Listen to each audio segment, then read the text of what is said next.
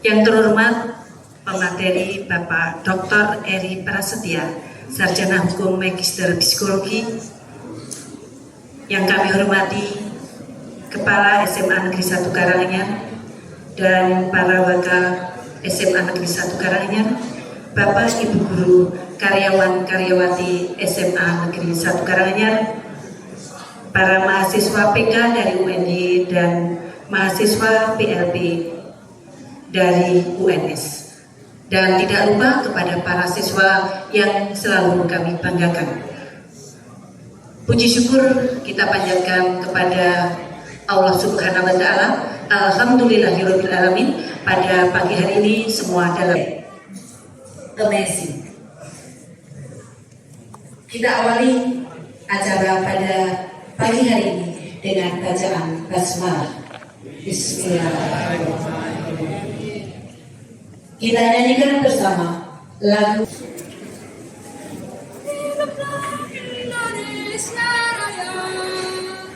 Indonesia.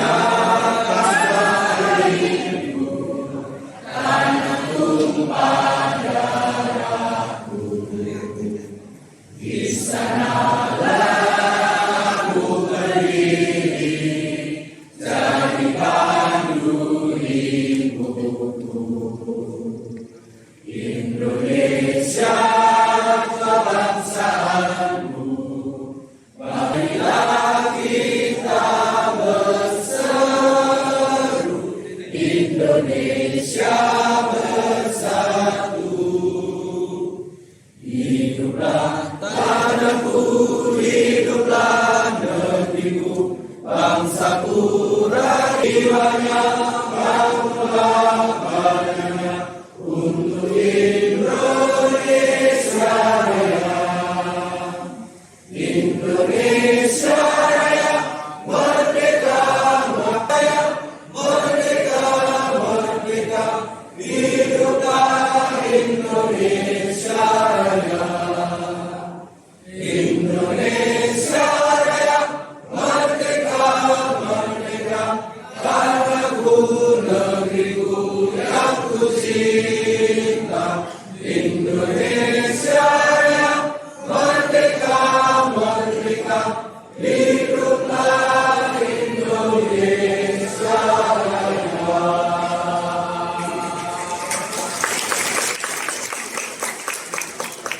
hadirin disilakan duduk kembali.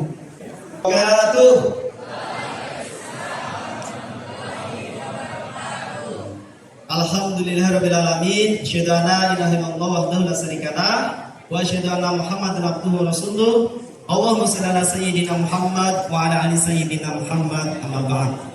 Yang terhormat Bapak Dr. Eri Prasetya SHMPSI, yang kami hormati Bapak PRT KTU, Bapak Ibu Wakal, dan Bapak Ibu Guru beserta karyawan yang kami hormati pula. Tidak lupa juga yang kami hormati, kami banggakan adik-adik PLP dan PK dari UNS, kemudian dari UNY dan mahasiswa PPG dari UNS. Tidak lupa pula yang saya sayangi, yang saya banggakan, yang saya harapkan menjadi insan-insan cendekia, tunas-tunas bangsa, anak-anak SMA Negeri 1 Karanganyar. Alhamdulillah, puji syukur kita aturkan pada Allah Subhanahu wa Ta'ala, Tuhan yang Maha Esa. Pagi hari ini kita bisa bertatap muka, bermuajahah dalam suasana yang baik. Semuanya dalam kondisi yang sehat. Anak-anak semuanya sehat? Alhamdulillah. Insya Allah dengan rasa syukur yang kita aturkan pada Allah Subhanahu wa Ta'ala, nikmat sehat ini akan senantiasa ditambah, dan ditambah. Mudah-mudahan demikian. Amin Allahumma amin. Yang kedua, sholawat dan salam semoga terlimpah curahkan pada Rasulullah Muhammad Sallallahu Alaihi Wasallam, keluarganya, sahabatnya, dan mudah-mudahan kita semua ini tidak hanya mengaku sebagai umat Rasulullah, tetapi Rasulullah juga mengakui bahwa kita adalah umat beliau, sehingga kita kelak mendapat syafaat dari beliau. Amin. Bapak-bapak, ibu-ibu, dan anak-anak semuanya, pertama kami mohonkan pamit. Ibu kepala sekolah saat ini tidak bisa rawuh membersamai kita di sini karena beliau ada tugas di Hotel Anak-anak Colomadu, kegiatan pembukaan lokakarya calon guru penggerak. Alhamdulillah di SMA 1 ini angkatan 7 ada 3 calon guru penggerak. Ada Bu Enda, Pak Dwi Nestanto, kemudian Ibu Siti Rukiah. Mudah-mudahan nanti Bapak Ibu yang lain juga menyusul. Ya, kelihatannya duduk tetapi tidak mendengarkan. Itu eman. Istilahnya itu jangan sampai terjadi schooling without learning. Kayaknya sekolah. Bapak Dr. Eri Prasetya sudah berkenan rawuh di SMA Negeri 1 Karanganyar. Ya beginilah Bapak kondisi kami. Kami mohon maaf apabila dalam menyambut Bapak, sikap kami, kemudian anak-anak kami terutama kurang berkenan di hati Bapak. Dan kami mohon nanti anak-anak ini bisa Bapak motivasi agar menjadi keren ya. Ini pilihan kata dari siapa ini ya? Pak Esdianto atau Pak Wahyu? Anak-anak, Buye kamu belum? Tahu. Pernah melakukan? Pernah jadi korban? Enak enggak? Sakitnya gimana anak-anak? Oleh karena itu, mulai hari ini dan selanjutnya kita akan berusaha tidak lagi melakukan perundungan atau bullying. Harapannya kita itu beras. Sanggup tidak anak-anak? Sanggup ya. Intinya begini ya, dari rumah mungkin perasaan tidak nyaman, gak enak, gitu ya. Ada kesal, jengkel dan sebagainya, tapi bertemu teman-temannya, bertemu bapak ibu guru, celes, ayem. Pengen begitu gak teman-teman? Pengen. Jangan sampai dari rumah fresh ketemu temannya, nah malah jadi mangkel, anyel, kemudian saling membuli, dalamnya tidak baik. Maka dimulai dengan cinta. Kuisnya begini anak-anak. Kalau mendung menggantung di langit, jangan salahkan hujan turun ke bumi. Kalau angin bertiup kencang, jangan salahkan daun-daun berguguran. Kalau acara penguatan profil pelajar Pancasila dilakukan, pastikan kita yang maaf. Assalamualaikum warahmatullahi wabarakatuh.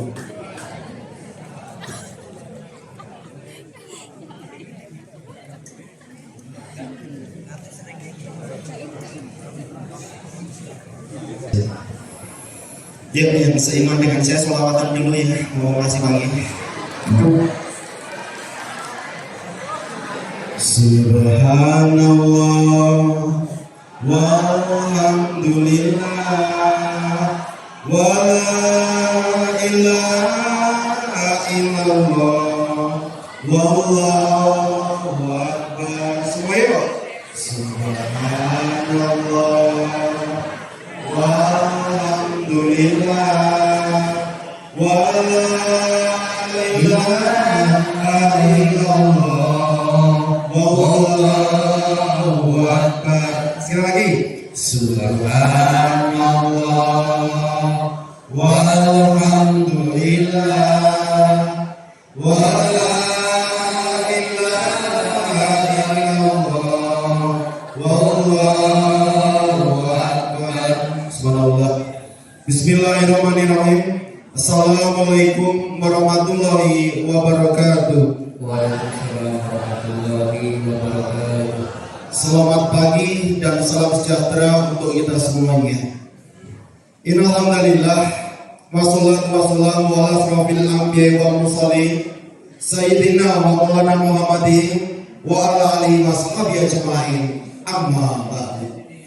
Tentunya yang sangat saya banggakan seluruh keluarga besar SMA Negeri 1 Karanganyar, tentunya dalam hal ini yang dituakan kepala sekolah atau yang mewakili dan segenap jajaran kepengurusan SMA Negeri 1 Karanganyar, teman-teman dewan guru, kemudian mahasiswa-mahasiswa yang ada di samping saya, tak lupa juga anak-anakku semuanya yang sangat Bapak banggakan. Apa kabar anak-anak semuanya? Alhamdulillah. Sudah sepantasnya pada hari ini sebagai makhluk yang jauh dari kata sempurna, makhluk yang fakir, kita menyadarkan diri kita kepada Zat yang Maha Sempurna, karena terbukti pada pagi hari ini kita masih menghirup oksigen dengan gratis, masih bisa beraktivitas, tanpa ada langsung apapun, dan kita sama-sama duduk di majelis yang insya Allah muliakan pada pagi hari ini. Salawat dan salam kita aturkan kepada junjungan kita Nabi Agung Nabi Muhammad Sallallahu Alaihi Wasallam. Dengan saya mau tanya semuanya kepada anak-anakku yang ada di depan saya ini terutama, apakah sekarang kalian duduk di sini di depan saya ini kira-kira sudah dalam keadaan sadar atau belum? Sadar, ada yang belum? Oke. Tirukan definisi sadar menurut ilmu psikologi ya, pakai kerantangannya biar gak lupa sambil dimaknai kalimat yang kayak apa. Sadar adalah, yuk, kurang kompak 1, 2, 3. Menyatunya badan dengan pikiran. Coba tanpa saya sambil dimaknai kalimatnya 1, 2, 3.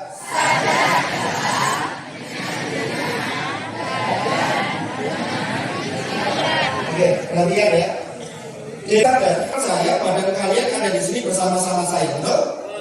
Tapi saya tidak yakin 100% kalau pikiran kalian ada di sini bersama-sama saya, betul? Engkau betul, jadi kamu sadar.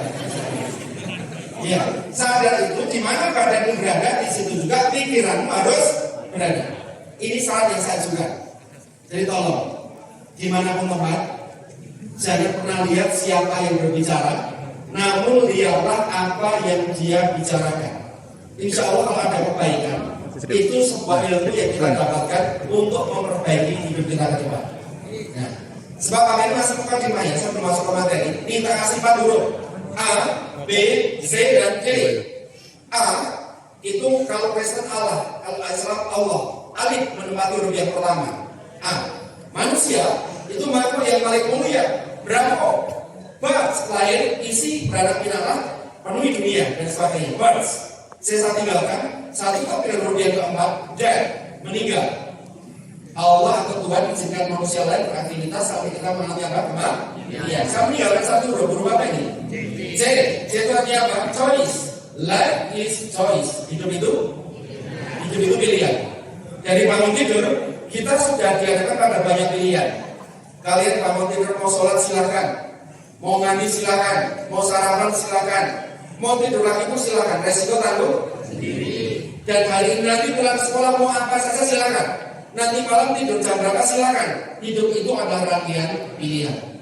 Namun sayangnya banyak di antara kita ini memilih dalam keadaan tidak sadar, sehingga muncullah masalah pada diri kita. Hati-hati. Jadi masalah itu sebenarnya datang atas izin kita. Karena itu pilihan kita dan Tuhan yang merahmati apa yang kita tentukan. Maka pribadi yang sadar itu selalu berpikir dulu, kemudian selalu menentukan pilihan dengan tepat karena penuh kesadaran seperti itu. Nah, ini saat yang saya juga pada anak-anak semuanya, tolong di tempat ini jaga pribadi yang lebih baik, duduk diam, kunci mulutnya, karena saya banyak bicara, mungkin bicara saya ini agak sedikit pahit kalian rasakan, tapi memang itu pahit rasanya, tapi khasiatnya luar biasa. Ini, karena saya bisa berdiri di depan kalian.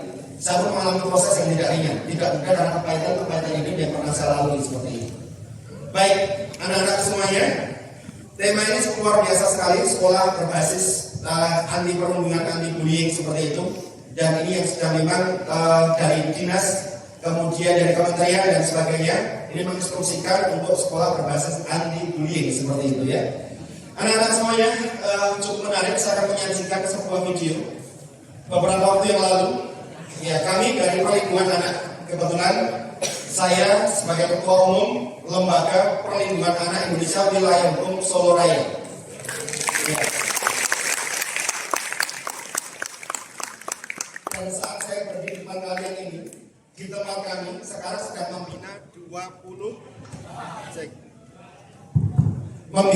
24 siswa yang kami ambil dari sekolah. Karena apa? Kami sudah ada komitmen, ada pasal dan ada undang-undang ketika pelaku bullying atau pelaku perundungan ini memang kedapatan melakukan perundungan pada teman-temannya dan ada saksi, ada buktinya, maka pelaku tersebut akan kami jemput untuk kami lakukan pembinaan sebelum diberikan pidana. Ya. Jadi pembinaan kami lakukan selama 10 hari. Kita lihat hasilnya. Kalau pembinaannya berhasil baik, kami pulangkan kembali.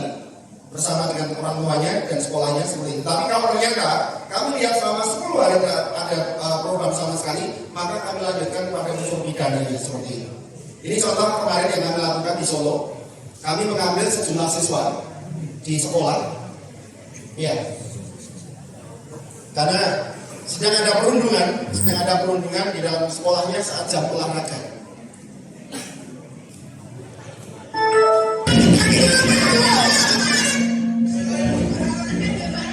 Ya, ini saat jam olahraga terjadi perundungan. Ya, kemudian orang tuanya tidak terima, bikin lapor ke polisi. Polisi menghubungi kami dan menerima anak meskipun di sekolah dan perempuan itu kami jemput.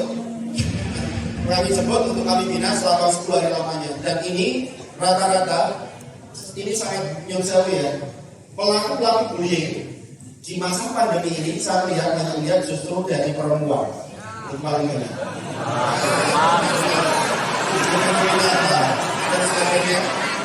Ini nanti kita akan bahas.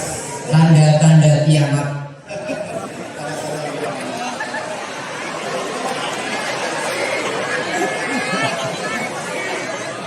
Halo. Mana semangatmu? Ini semangatku. Dijawabnya pakai tepuk tangan. Prok gitu ya. Mana semangatmu? Oke, sekarang fokus. Kita lanjutkan kembali. Baik, sekarang kita akan membahas.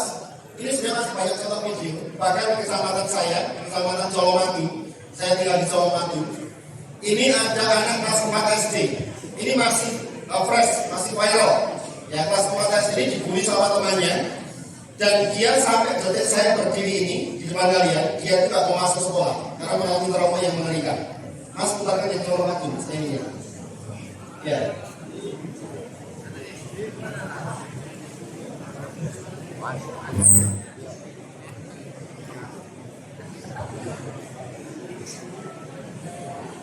Iya, ini di dalam kelas yang dipukuli dan sebagainya. Telah ya, sini masih. Fokuskan lagi masih. Oke. Baik. Ini banyak yang potong videonya, anak-anak semuanya. Inilah contoh bullying, contoh perundungan yang saat ini mengerikan sekali di kalangan anak-anak. Dan ternyata terjadinya bullying itu rata-rata di luar sepengetahuan para guru. Mereka mengambil jam saat istirahat, mengambil jam saat pulang sekolah, mengambil jam sebelum tatap muka dan sebagainya. Nah, sekarang saya akan membahas apa penyebab bullying menurut metodologi ilmu psikologi ya. Yang pertama, ternyata bullying itu terjadi karena sebuah kebiasaan yang terjadi di madrasah pertama kalinya, yaitu rumah. Ada kebiasaan-kebiasaan buruk yang diterima anak dari guru sejatinya, yaitu orang tua. Dan sebenarnya maaf ya, pembinaan seperti itu efektif ketika ada orang tua sebenarnya. Karena pelaku bullying itu hanya mengikuti dengan cara dibanding-bandingkan. Ini ternyata menjadikan banyak tokoh-tokoh bullying seperti itu. Sebelum saya kasih tahu datanya apa, saya kasih contoh diri saya sendiri. Umur 2 bulan. Ya. Singkat cerita, ibu saya itu nikah lagi sama bapak tiri saya. Lah bapak tiri saya itu ketika menikah sama ibu, statusnya beliau seorang duda. Dan beliau membawa anak yang tidak sedikit, yaitu 5. Ya, 5. Kemudian sama ibu saya itu punya anak 1, jadi 6 plus saya 1/7. Kami tinggal satu atap, tinggal satu rumah. Demi Allah, demi Rasulullah, sampai dengan kelas 4 SD, saya benar-benar tidak tahu kalau itu adalah bapak tiri saya. Alasannya apa? Bapak saya itu sayang sama saya. Tidak pernah kasar, membentak, memukul, mencubit, itu tidak pernah sama sekali. Dan saya tidak pernah mendapati wajah bapak saya itu marah-marah seperti itu. Tapi ada sebuah kejadian yang luar biasa, yang ternyata sampai detik ini saya masih mengingatnya. Dan ini yang melatar belakang saya sekolah psikologi. Nah, ceritanya gini, saat saya kelas 4 itu, sore hari saya kedatangan teman-teman untuk bermain di halaman rumah kami. Kami bermain peta umpet. Kalau bahasa kami itu namanya jadungan. Ini. Nah, jendungan ya. Kemudian saya jatah jaga sampai jam mata, teman-teman lari untuk ngumpet atau delik. Nah, rupanya ketika teman-teman lari untuk ngumpet atau delik itu nginjak-injak tanaman yang pagi tadi bapak tanam. Otomatis tanamannya rusak. Nah, kemudian bapak melihat ini, dan mungkin tahu bapak saya menegur anaknya orang, saya yang kena getahnya. Bapak ini bilang seperti ini, Le, delon kae. Tanduran kae mungkin bapak nandur esuk mau. Rusak kabeh ngono kae. Kowe iki piye to? Mbok koyo anakku kae lho. Anakku kan lho apa sing ra perang ndang dibenerke. Sebenarnya sampai detik itu perfect sekali saya menganggap bahwa itu bapak kandung saya. Tapi kalimat inilah yang menjadi saya berpikir. Akhirnya habis mandi sore itu saya datang ke almarhum Simbah. Saya tanya sama Simbah, "Mbak, tadi kok bapak ngendiko aku ra koyo anak bapak, memang aku anak sapa, Mbak?" Simbah saya itu nangis karena Bapak belum siap mendapatkan pertanyaan dari saya. Beliau kaget. Lah ngopo kok takon koyo ngene? Tadi bapak kok ngendiko seperti itu. Sebenarnya Simbah itu mau marah karena ada perjanjian rupanya dengan bapak saya seperti itu. Nah kemudian Simbah saya itu cerita kalau bapak saya sudah meninggal karena kecelakaan. Dan saya baru tahu kalau saya ternyata bapak saya sudah meninggal dan itu bapak tiri saya. Kemudian saya akhirnya lebih memilih untuk ikut Simbah daripada saya ikut bapak tadi. Dan ini yang latar belakang saya sekolah psikologi. Tadi kan saya sampaikan pada kalian, bapak saya itu tidak pernah kasar, tidak pernah membentak, tidak pernah memukul, tidak pernah mencubit. Tapi cara beliau membanding-bandingkan saya sama anaknya bapak, detik ini pun peristiwanya saya masih ingat. Dan yang latar belakang saya ingin sekolah psikologi, pelajari dunia anak, termasuk ambil spesialisnya anak itu apa. Dan ternyata semenjak saya jadi seorang psikolog anak, hal pertama yang saya jumpai itu ternyata apa yang saya rasakan dulu dari mulutnya bapak itu justru banyak dirasakan anak-anak sekarang melalui mulut orang tua kandungnya sendiri. Seperti apa itu? Pernah nggak kalian mendapatkan ucapan dari orang tua? "Dik, mbok kamu kayak kakakmu. Kak, mbok kamu kayak si A, si B, si C." Jujur pernah kita mendengarkan ini? Iya. Iya. Saya tahu tujuannya baik. Tujuannya baik ini. Tujuannya baik. Tapi ketika seseorang dibandingkan itu pasti tremor. Saya ambil contoh aja deh, misalnya di sini ada buku, mana ada buku ya? Buku yang sudah bersuami, tunjukkan saya. Ya, oke. Saya ambil contoh aja, misalnya ibu sama bapak lagi ngobrol di teras depan rumah, padahal nggak ada yang marah, nggak ada yang emosi gitu ya. Tiba-tiba bapaknya atau suaminya ibu ini ngendika gini, "Bu, pripun Pak? Mbok ibu kaya bojone kae, kira-kira geger-geger ngono." Padahal ucapan ini tidak pakai marah, ucapan nggak pakai, tapi ternyata apa yang terekam di otaknya anak. Saat itu secara nalur dia belajar. Ternyata bapak atau ibunya itu membuat jarak antara kakak dan adik. Ini, kalau orang saya bilang itu bolong-bolongan, tapi daerah di bolong sama sekali. Padahal kalian tahu naluri seorang anak itu plagiat, meniru kebiasaan para guru sejatinya. Mari kita lihat di fase usia golden age, anak di bawah 6 tahun sekarang ini. Ketika kecewa sama temannya, dari mulutnya itu mudah mengucapkan kalimat seperti apa? Yuk, rasa dibolowai, yuk, rasa dikocok, yuk. Pernah lihat nggak ada anak-anak yang mengucapkan kalimat seperti ini? Iya. Inilah cikal bakal lahirnya bullying. Ini bagaimana? Yang pertama, ketika kita di rumah mendapatkan perbedaan satu sama lain, kita dibanding-bandingkan, stop itu semuanya. Kemudian carilah solusi yang terbaik untuk tidak membedak-bedaknya, membanding-bandingkan antara yang satu dengan yang lainnya. Ini. Karena apa? Mulut kita ini lebih tajam daripada silet. Mulut kita lebih tajam daripada pedang. Ini pertimbangan yang pertama. Kemudian yang kedua, saya ajak kalian semuanya ya, ingat, meskipun saudara sekandung, saudara kembar mirip identik sekalipun, itu belum tentu potensi dan karakternya sama. Jadi kita itu tidak pernah bisa menjadi siapapun. Nih. Yang ketiga, mendidik anak terlalu keras itu tidak perlu dicubit. Terlalu keras dirasakan anak-anak. Maka ajaan saya semuanya, ayo stop bullying. Caranya bagaimana? Awali dari kebiasaan di rumah kita masing-masing. Hentikan kebiasaan untuk membanding-banding. Inilah penyebab pertama lahirnya bullying, karena proses adaptasi atau di mana anak kadang melihat kebiasaan para guru sejatinya yang ada di rumah. Sekarang yang kedua, penyebab bullying itu karena apa? Target-target yang dibuat oleh orang tua untuk menciptakan kesempurnaan nilai kepada anak-anaknya, seperti itu. Mari kita lihat dampaknya sebagainya. Dan hari Senin saya berangkat kerja, padahal jam saya sudah menunjukkan jam 8:05. Saya mendapati ada anak pakai seragam biru sama putih jalan kaki di sepanjang jalan yang saya lalui. Maka sudah lewat, akhirnya saya berhenti satu. Dan kemudian saya tawarkan, "Mas, ayo naik, telat kamu." "Terima kasih Om, aku udah berangkat." "Kamu kelas berapa Mas?" "Aku kelas 6." bilang, oh, ini kan ujian sekolah hari pertama. Iya, tapi aku gak berangkat. Berburuk sangka saya sama anak ini. Saya marah dan sebagainya. Saya pikir dia anak kategorinya Bandung dan ternyata salah saya. Nah begitu saya banyak lebar ngomong, akhirnya dia itu menitikkan air mata dan menangis. Saya tanya, ada apa mas? Tadi malam bapak sama ibu bertengkar. Jam 11 malam ibu diusir sama bapak dari rumah. Ibu gak sempat pakai silbab, ibu gak sempat bawa sendal, dan ibu gak sempat bawa uang seperaku. Dan aku gak bisa menolong ibu karena dikunci sama bapak di kamar dan aku gak bisa lakukan apa-apa. Pagi tadi jam 6 aku dikeluarkan sama bapak. Kemudian aku mandi pakai seragam ini dan aku cari ibu mana-mana sampai rumahnya Simba gak ada. Kasihan ibuku, pasti ibuku belum makan, ibuku belum mandi, ibu gak bawa uang seperaku seperti itu. So, itu bukan anak saya. Tapi saya perlu anak yang saya kuatkan. Yang sabar yang masih. Kamu pasti bisa. Kamu pasti mampu. Seperti itu. Dan akhirnya kami bikin komitmen. Ya sudah. Sekarang kita berangkat sekolah. Kita cari buku sampai ketemu. Atau kamu pilih kita cari dulu. Kita sekolah dulu. Kita cari dulu. Tapi kan kamu ujian. Ya sudah pilih sama. Sekarang kamu ke sekolah dulu. Tak tunggu sampai ujianmu selesai. Nanti baru selesai ujian kita cari bareng-bareng ibu sampai ketemu, dan kalau belum ketemu kita belum akan pulang. Om janji mau nunggu saya. Iya. Akhirnya apa? Saya antarkan ke sekolah meskipun sudah terlambat 40 menit, seperti yang lalu sudah selesai. Kemudian kalau dia masih akan datang, itu masih misteri punya Allah.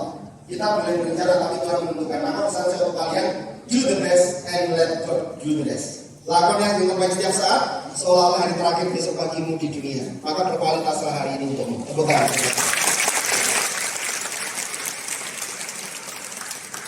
Saya berbagi yang ini pengalaman terapi. Ya. Kemarin saya itu diminta untuk jadi HRD, Human Research Development Astra. 5 tahun berturut-turut ini Astra memakai saya untuk jadi HRD. Kenapa kok HRD itu rata-rata psikolog seperti kami? Kata orang, kami ahli ilmu jiwa. Kalian duduk di depan saya, ngomong barang 1-5 menit, mungkin karakter asli kalian dibaca sama saya. Karena 6 tahun saya belajar di sini. Kemudian yang kedua, kalian itu bohong apa tidak, dibaca sama saya. Seperti itu. Kami bisa lihat gestur, gimmick kalian, dan sebagainya. Maka kenapa HRD itu rata-rata psikolog seperti kami? Ini tak kasih motivasi buat kalian ke depan juga. Ya. Nah, anak-anak semuanya, kita ini punya sepasang otak, yaitu otak kiri dan otak kanan. Ini menjadi bekal, menjadi potensi yang luar biasa untuk kita semuanya untuk menyongsong masa depan kita. Saya kasih ciri-ciri ya. Kalau anak cenderung di otak kiri itu cirinya seperti apa? Dan kalau anak cenderung di otak kanan cirinya seperti apa? Dan bagaimana dengan masa depannya? Anak itu kalau cenderung di otak kiri, ciri yang kelihatan oleh mata kita ini biasanya, ini saya sebut yang kelihatan oleh mata saja. Yang pertama, biasanya diskomunikasi, gangguan di dalam berbicara. Salah satunya apa? Speak delay, jedal atau jelat, sulit atau mengatakan huruf-huruf tertentu huruf dalam berupa R dan F. Ini, ya, 18 tahun sudah saya menjadi psikolog anak. Ketika melakukan psikodiagnostik atau tes IQ, justru orang-orang yang jedal atau jelat itu kemampuan IQ-nya di atas rata-rata manusia normal. Kenapa bisa begitu? Karena motoriknya ini terlalu cepat, maka yang kalah biasanya sensoriknya. Saya ambil contoh tokoh Indonesia yang jedal, IQ-nya 140, Habibie, ya. Tokoh-tokoh dunia yang jenius ada yang jedal, Thomas Alva Edison, Albert Einstein, Freddie Mercury, itu ada orang yang kehilangan huruf dalam dan dia punya talent yang luar biasa sekali. Cuma pesan saya di sini tuh jangan dijedal-jedal kayak tadi. Itu bawaannya di lain ya. Yang kedua, ciri khas anak otak kiri itu apa? Ciri khas anak otak kiri itu biasanya kelihatan oleh mata kita disebut dengan istilah disfungsi, tidak berfungsi. Malaikat untukmu, ia akan menjagamu dan menyayangimu. Tapi ya Allah, aku di surga, aku sudah senang dan aku hanya bernyanyi dan tertawa di sini. Dan ini sudah cukup bagi saya untuk bahagia. Demikian kata si bayi. Allah pun menjawab, lebih berbahagia. Si bayi pun bertanya ulang, dan apa yang dapat saya lakukan saat saya ingin berbicara kepadamu ya Allah? Sekali lagi Allah pun menjawab, malaikatmu akan mengajarkan bagaimana cara kamu berdoa kepadaku. Dan ia bertanya lagi, tapi ya Allah, saya mendengar bahwa di bumi sana banyak orang jahat. Siapa yang akan melindungi saya? Dengan penuh kesabaran, Allah pun menjawab kembali, malaikatmu akan melindungi dengan taruhan jiwa dan raganya sekalipun. Si bayi pun tetap belum puas dan melanjutkan pertanyaannya. Tapi saya akan bersedih karena tidak melihat engkau lagi. Dan Allah pun menjawab, malaikatmu akan menceritakan kepadamu tentang aku dan akan mengajarkan bagaimana cara agar kamu kelak kembali kepadaku, walaupun sesungguhnya aku selalu berada di sisimu. Saat itu surga begitu tenangnya, sehingga suara dari bumi dapat terdengar. Dan sang anak dengan suara lirih bertanya, ya Allah, jika aku harus pergi sekarang, bisakah Engkau memberitahu siapa nama malaikatku nanti? Allah pun menjawab, kamu dapat memanggil malaikatmu Ibu.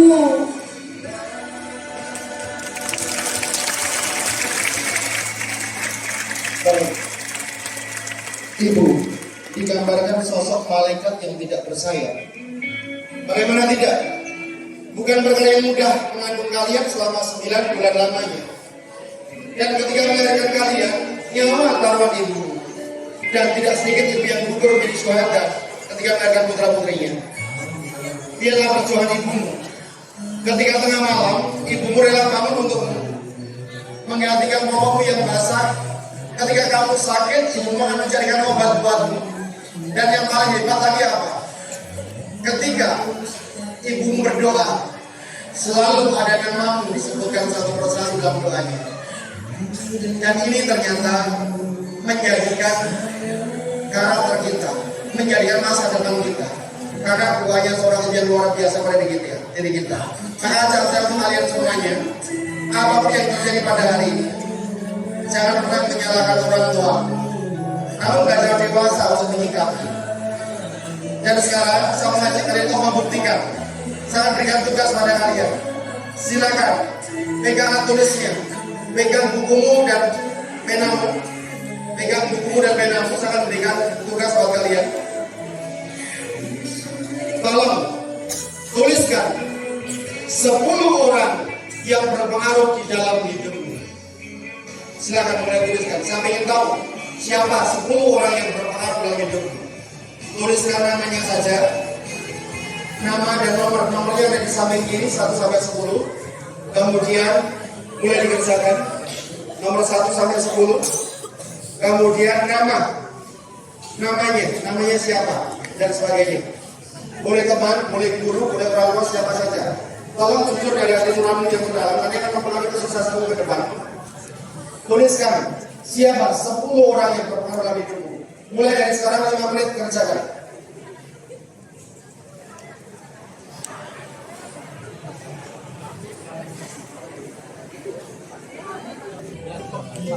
Saya butuh relawan 5 orang yang mau ke depan bersama dengan saya.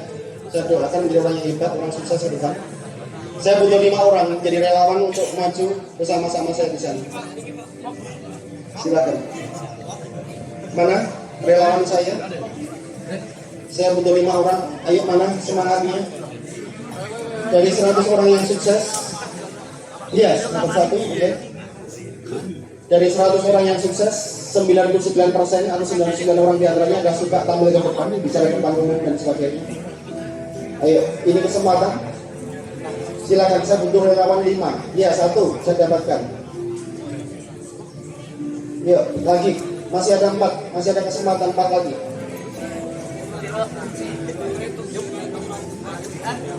Mana orang-orang berprestasi?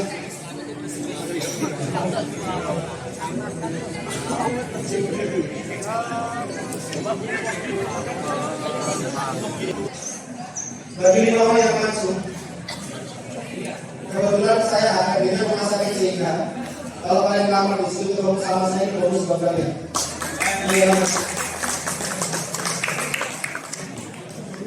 semangat kita ini adalah dua kali ya.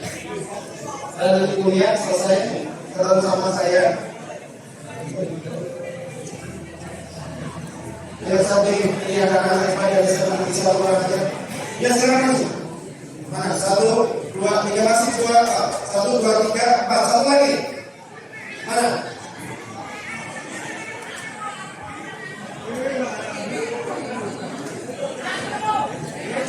Oke, belakang ya. 2 nggak apa-apa. Ya. Waktu saya minta sebetulnya.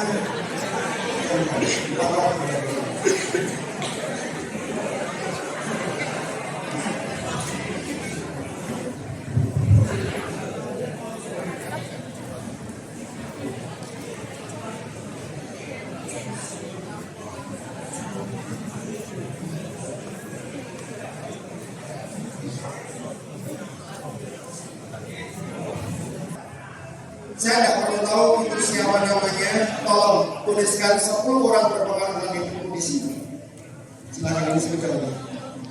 Tuliskan siapapun yang ada di sini, tuliskan nama ya. Iya, Pak bisa ambil sebelah kiri kanan.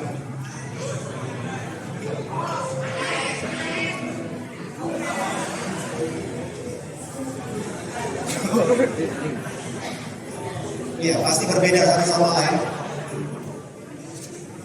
Iya, kenapa? Jangan ada kakek gitu namanya. Iya, nanti yang tahu kamu itu mereka sini.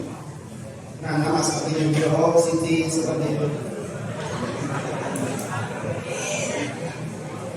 Ini sudah masuk. Iya. Kamu masih bisa baca sini, masih bisa. Enggak, masih bisa. Iya.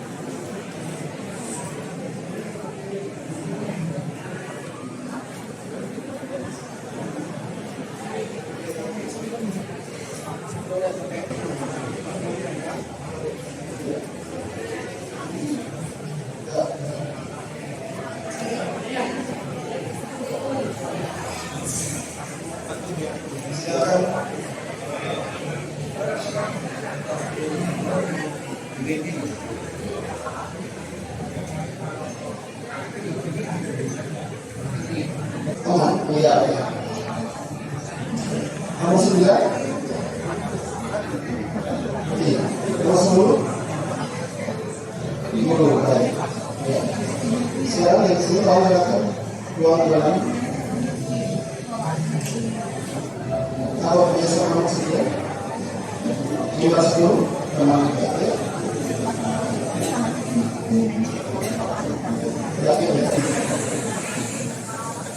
Ya, kita masing-masing punya cerita ya. Di lingkaran ini, perhatikan. Ini ada temanmu yang membuat sosok seorang bapak, ya, seorang ayah. Saya tahu masa punya alasan, nggak mungkin tidak punya alasan. Ini sebuah psikologi, ini akan menentukan masa depan kalian dan yang menghambat kalian dan sebagainya. Saya mau tanya dulu, ayah dengan satu.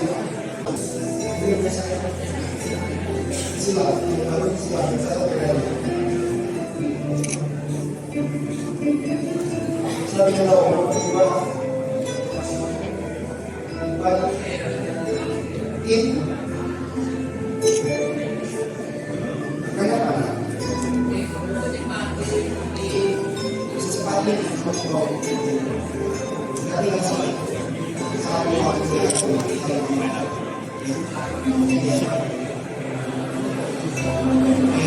Di lingkaran kedua, ibu dibuang. Saya nggak tahu kenapa ya. Ini masih panjang sebenarnya. Tapi masing-masing kita punya cerita. Ya, kalau kalian mengikuti ini, alurnya ini, kalian tahu dirimu nanti seperti apa, padahal seperti apa.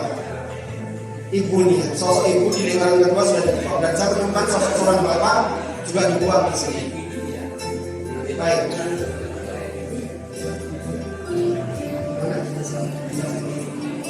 Supaya berbedanya silakan. Nah, 7, 8,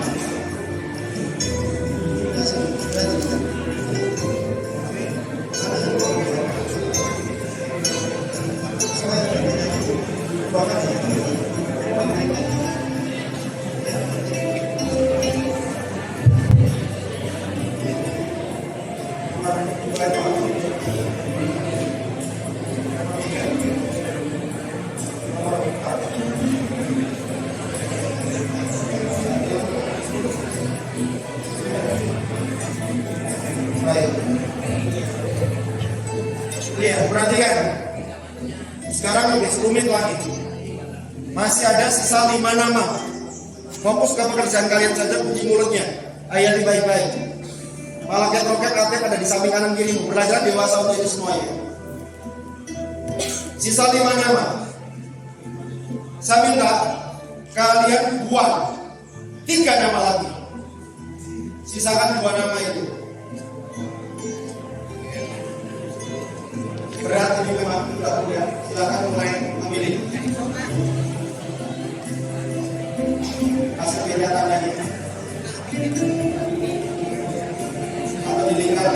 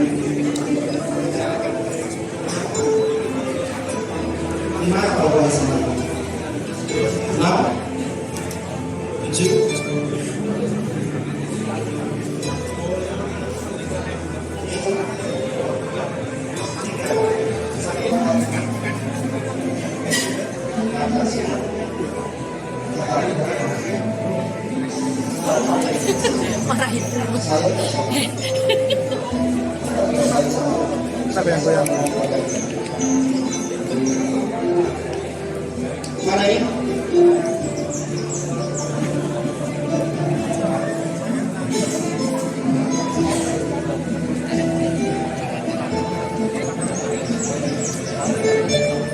Sangat menentukan sekali.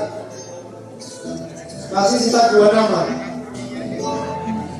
Saya minta tolong buang 1 nama lagi. Buang 1 nama lagi dan sisa 1 nama. Baik, kemudian saya nanti udah buang 1 nama lagi. Kita masing-masing punya cerita. Ini perjalanan kita. Buang 1 nama lagi. Dia yang menggantikan jadi bapak buat kamu. Dia menggantikan ibu juga buat kamu. Dari kecil kamu ikut kakek. Baik. Sering dapat main sama bapak. Kita nafas.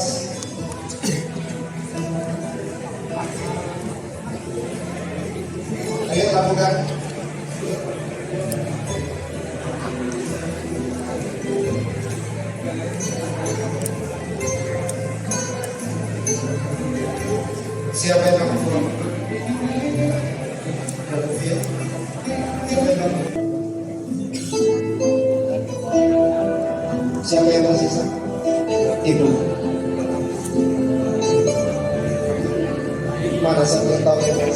Siapa yang tersisa?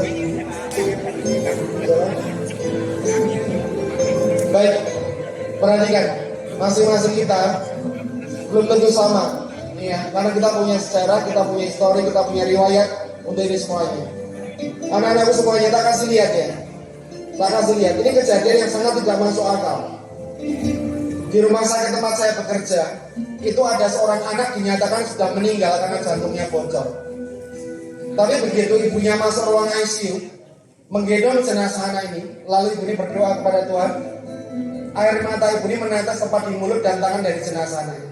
Kita lihat apa yang terjadi. Anak hidup kembali. Dahsyatnya doa seorang ibu. Mari kita lihat. Perhatikan video ini baik-baik.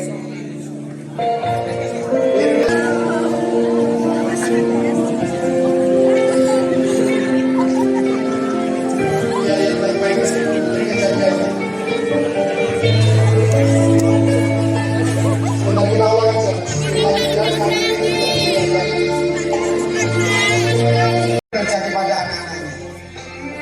Sekali lagi untuk kawan-kawan kita di depan ini berikan contoh dan teladan untuk kita semuanya. Kasih tepuk tangan yang paling hebat untuk teman-teman kalian. Silakan kalian berdiri. Kalian kembali. Baik anak-anak semuanya, sekarang kita akan masuk ke alamnya zat. Mari ini ya.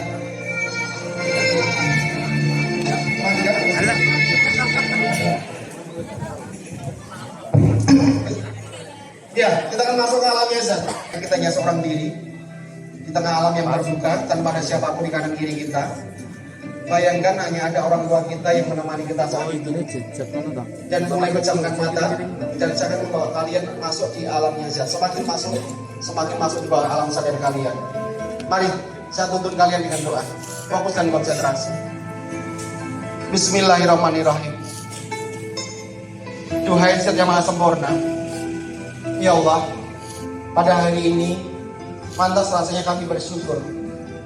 Perjalanan hidup kami terhenti saat ini untuk mengevaluasi dan muhasabah tentang apa yang sudah terjadi dalam kami dan apapun itu yang terjadi.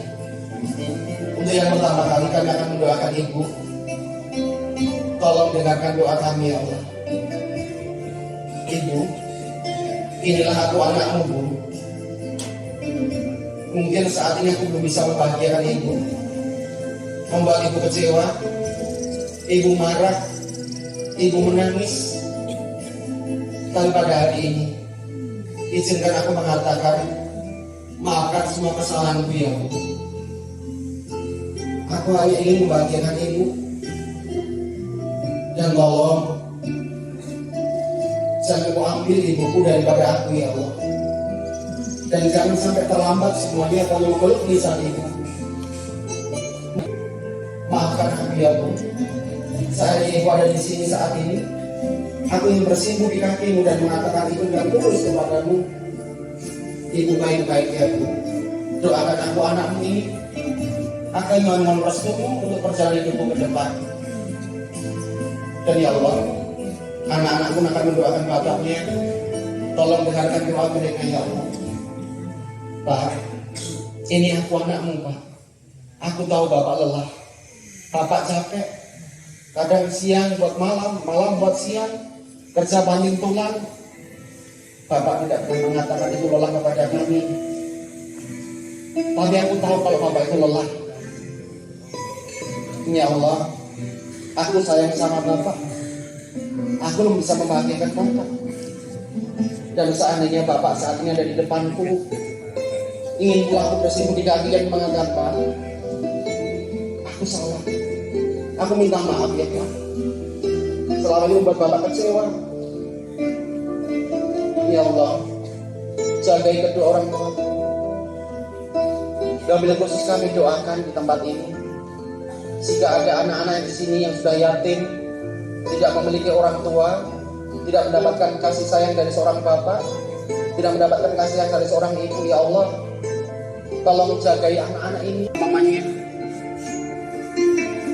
Dan kalau boleh memilih, mereka gak akan pernah minta yang seperti ini ya Allah. Dan ya Allah ya Rabb, anak-anak pun akan mendoakan satu sama lain untuk teman-teman yang ada di sini. Ayo teman-temanku, kita bersemangat.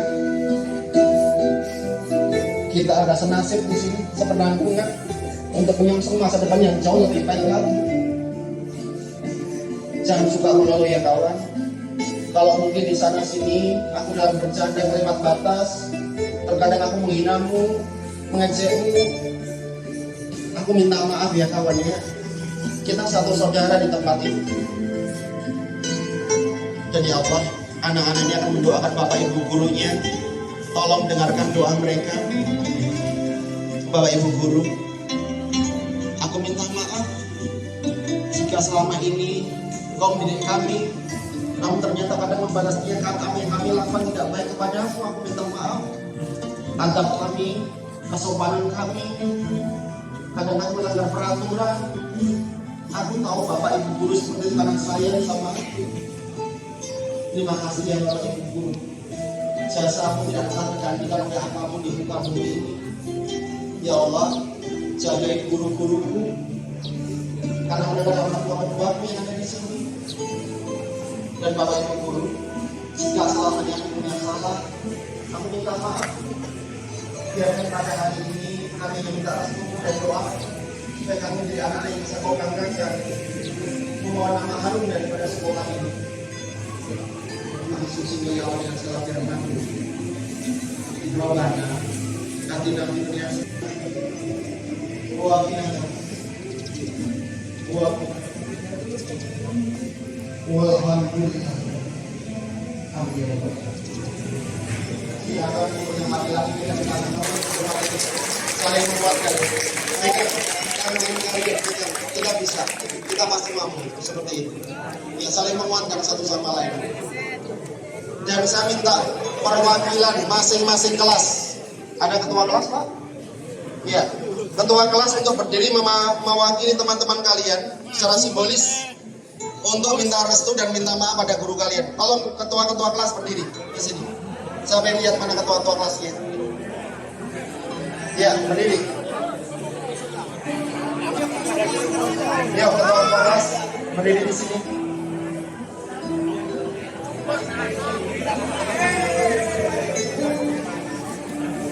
Teman-teman, inilah ketua-ketua kelas yang akan mewakili kalian dari masing-masing kelas. Pada hari ini kita zero kan dari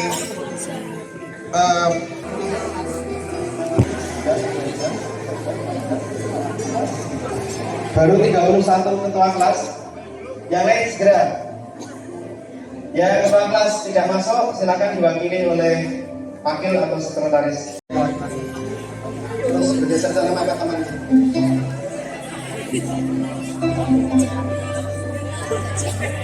Dalam kelas kalian ini diwakili oleh teman-teman ketua kelas. Biar pada hari ini setelah seni waktunya menjadi jauh lebih baik lagi.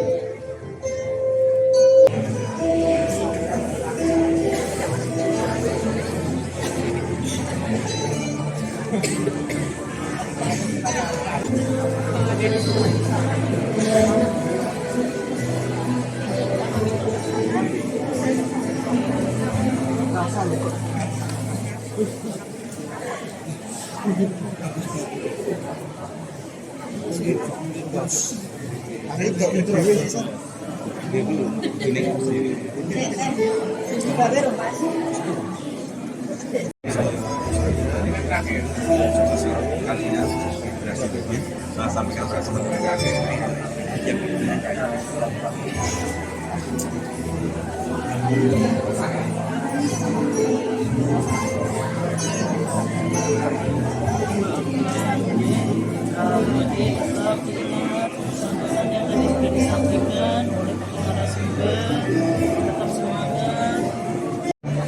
Jadi ketika kita marah, kita pandai menahan.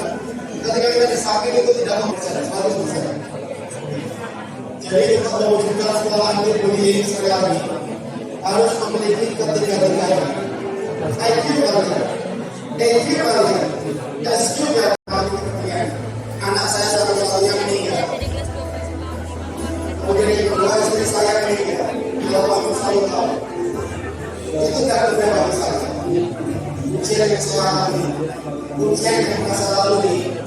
Ini sekarang ini saya memiliki pondok pesantren. Pondok pesantren saya itu khusus satu-satunya di Indonesia menangani anak-anak difabel atau anak-anak berkebutuhan khusus. Nanti kalau kamu lihat di YouTube, saya pernah ada di acara Kick NG di Metro TV. Dan saya diundang di sana karena saya memiliki pondok pesantren yang unik. Satu-satunya, semuanya dari kuli itu rajin ibadah, rajin belajar. Sementara kalian yang dikasih kenormalan seperti ini kalah sama mereka, malu saya katakan. Ya. Hari-hari saya, tinggal saya bersama anak-anak ini. Murid saya, santri saya sebanyak 422. Ini rujukan seluruh Indonesia. Mereka sudah cacat, tidak punya bapak ibu seperti itu. Dan mereka tidak tahu orang tuanya siapa. Mereka tidak pernah main handphone, minta handphone ke siapa. Tidak punya motor. Kemudian mereka itu setiap hari kegiatannya yang bikin yogurt, bikin sabun untuk mereka jual, untuk mereka hidup. Seperti itu.